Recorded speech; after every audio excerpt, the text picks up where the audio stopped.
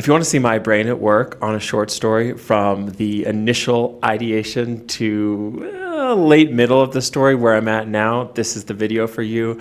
I have footage. I had hit record at virtually every step of the process of this story to date. So I have the workshop where I came up with the idea. I have a live stream where I refined the idea and figured out the basic engine of it. I have testimonials of me losing total faith in this story.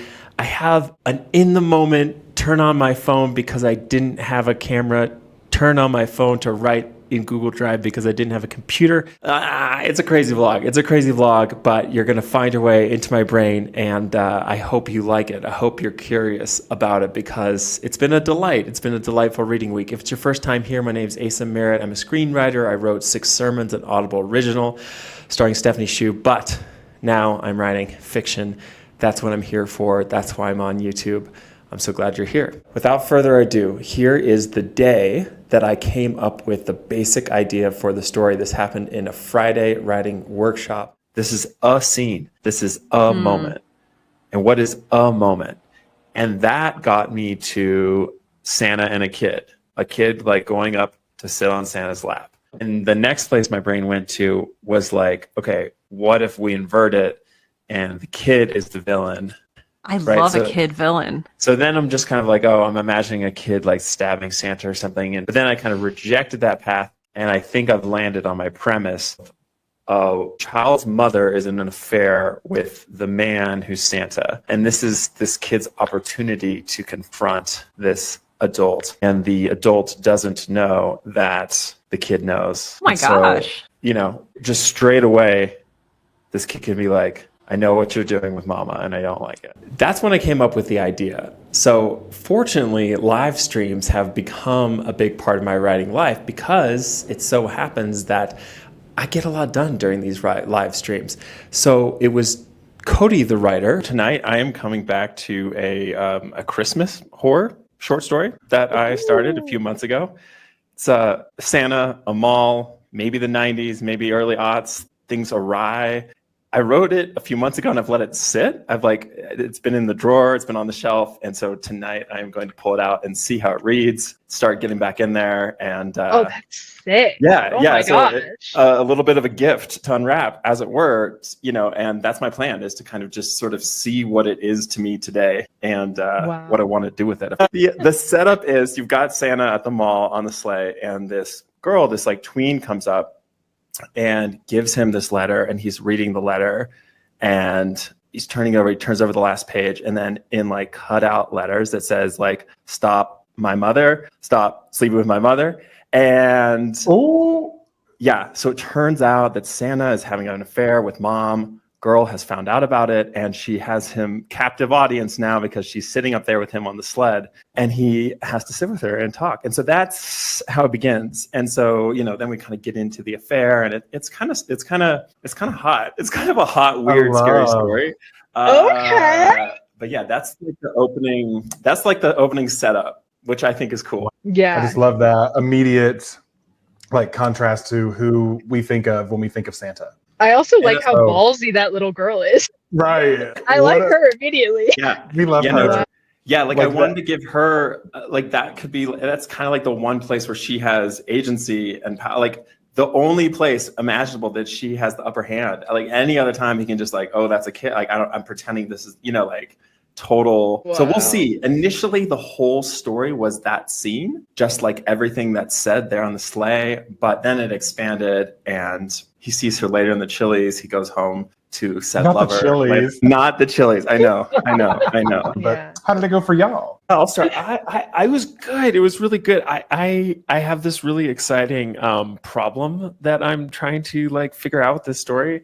What's happening is that kind of the POV character is this Santa guy who's kind of this like, and he's kind of in over his head with this little girl and this affair. But it's one of these stories where I'm like, it kind of wants to be her story in a way. Where I'm at with this is kind of like, is there an elegant way to tell the story in which it is her story, but from his point of view? And I'm just trying to like think about if I've read other stories like that, where kind of like ultimately the emotional oomph comes from someplace out of the perspective we're getting. We're getting somewhere. We are getting somewhere. Progress is being made, but we're still not even close, and we haven't even gutted the story yet. We haven't even had the first big breakthrough where everything changed. So that happened here. I want to talk about this short story that I've been working on. Progress is happening. The progress is happening here at Cineteca, which is Cineteca Nacional. This is the National Cinema of Mexico City. And I don't have a camera. I don't have a computer even. I've been writing on my phone, but it's happening. And I wanted to hop on and share with you what's happening. The first draft of this story I wrote from the point of view of Santa, this man who's having the fair confronted by this little girl, the daughter of the woman he's sleeping with. I got some really great feedback, which I'm going to put up on screen here shortly. And that feedback, both directly and indirectly, told me to focus the story more on the young girl. Both of the two readers I sent the story to were compelled by her. So what I have done here at Cineteca, at a cafe over wine and some soup, was to redo the story from her point of view. This is day 2 of gutting this story, of completely redoing it. And I have to say that I am so excited about this new direction. She's so much more pathological. She's so much more interesting. This guy, he was just kind of this victim of some deranged tween, but now that we're in the POV of the tween, we are spending time with the deranged tween. It's so much more interesting. The sentences are coming quickly. There's a looseness to the language. There's a propulsion to the language. And I'm just absolutely thrilled that this is happening right now in this story. Some of you have been following this story along, so I just wanted to give you this update on how it's going. Ultimately, questions that still remain. I have to figure out why this kid is so invested in undoing the lover of her mother. I have to let go further, I think, and trust that I'm gonna find it and let go, particularly in this first draft, just to write some really dark, twisted, perverse, unhinged, inappropriate stuff. And if it's problematic, it's problematic. I can make it not problematic. But I want to see what happens when I let this girl run riot on this guy. Does she want him? It's getting into super twisted territory, and I just love how it's happening at an unconscious level. Anyway, I am here at Cineteca because I am going to watch the original Superman outside with my family shortly. And I just wanted to share this. Maybe I'll hop back on to make this video actually long enough to be a video, but I just wanted to download this progress update. I hope you enjoyed it. If it's your first time here, I'm Asa. I write short stories. It's getting hot. But now we got to finish this new version. What I'm working on today is I'm continuing to revise these 2 short stories that I've been working on this week. One of them is a Christmas horror story that came out of a live writing workshop that happened on the channel a few weeks back. And this is the part where right where I thought I was getting towards the end, I wasn't getting towards the end at all. Okay, everybody, I want to share a complete report of the last 50 minutes. I've compiled some notes. I want to share the notes that I received that gave me the impulse to gut this story. Not so much start over, but like really ask what it's about. I'm going to share those notes.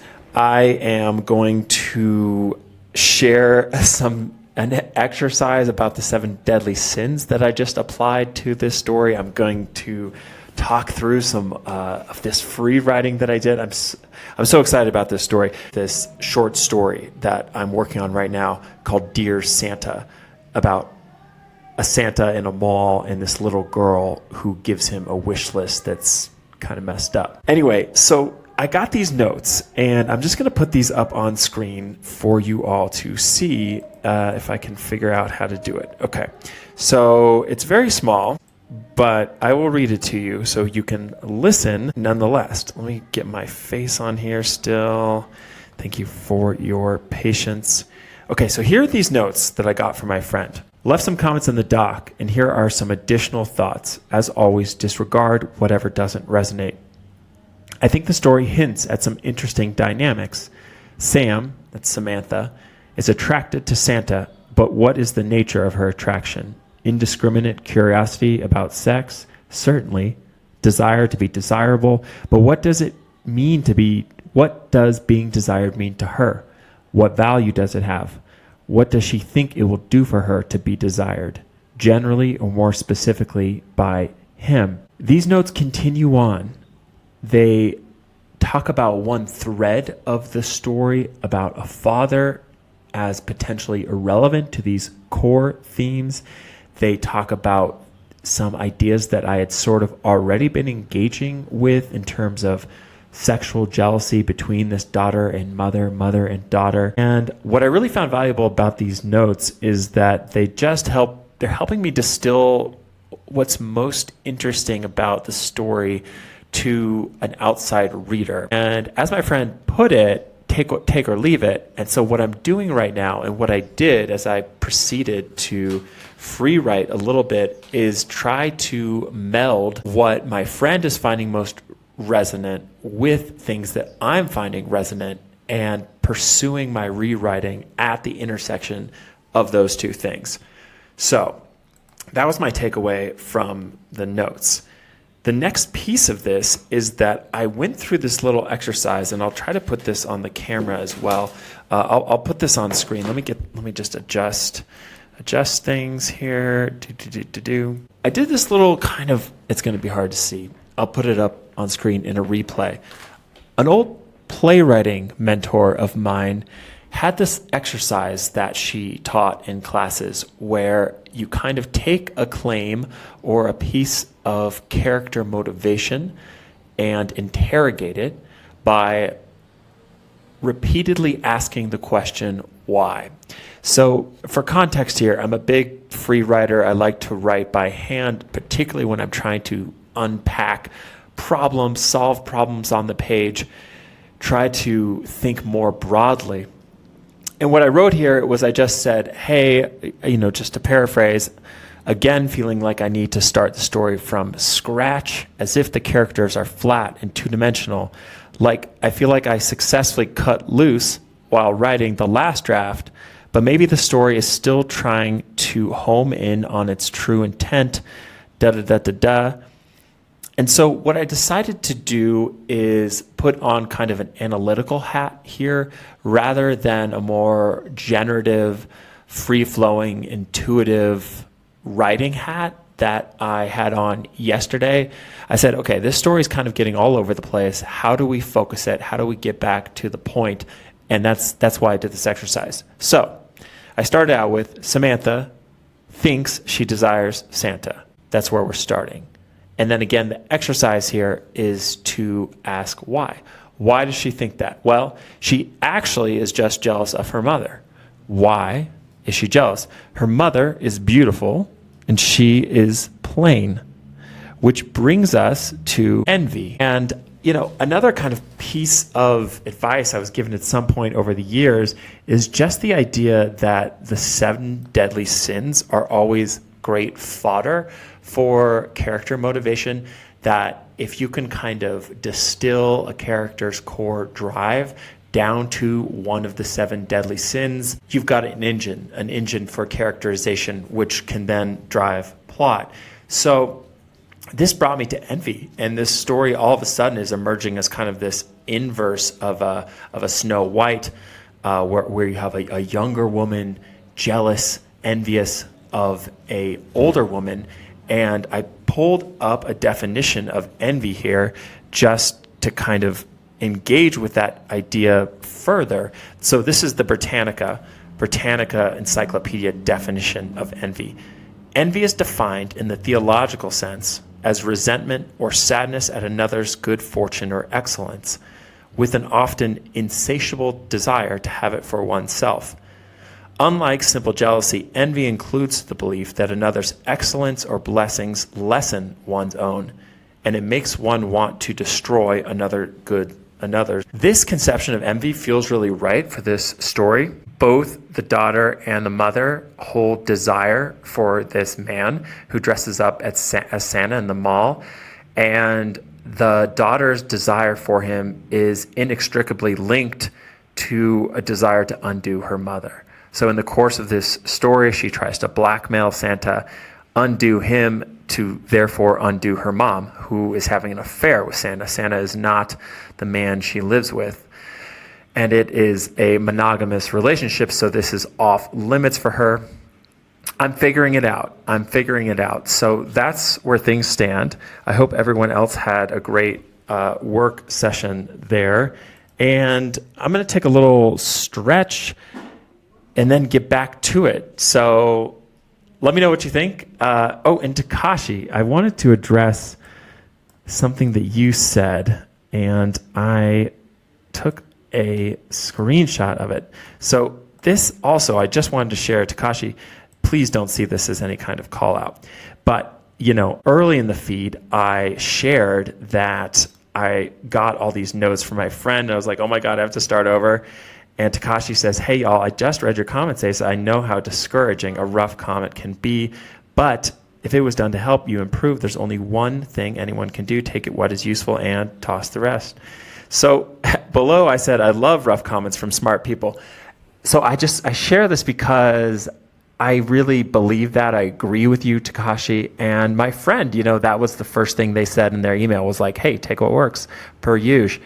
And I just appreciate that I'm at the point where that is built in, that it's really hard for me to take something personally because I have a lot of confidence in the work I'm making. And so if, someone says something I disagree with, I don't take it to heart. And I'm grateful to have such brilliant readers, such insightful folks in my circle engaging with my work. I'm grateful for it. That's where things have landed. It is Thursday afternoon. If you made it this far, drop a pumpkin in the comments. It is fall. It is spooky season. It is twisted Christmas horror season. Welcome.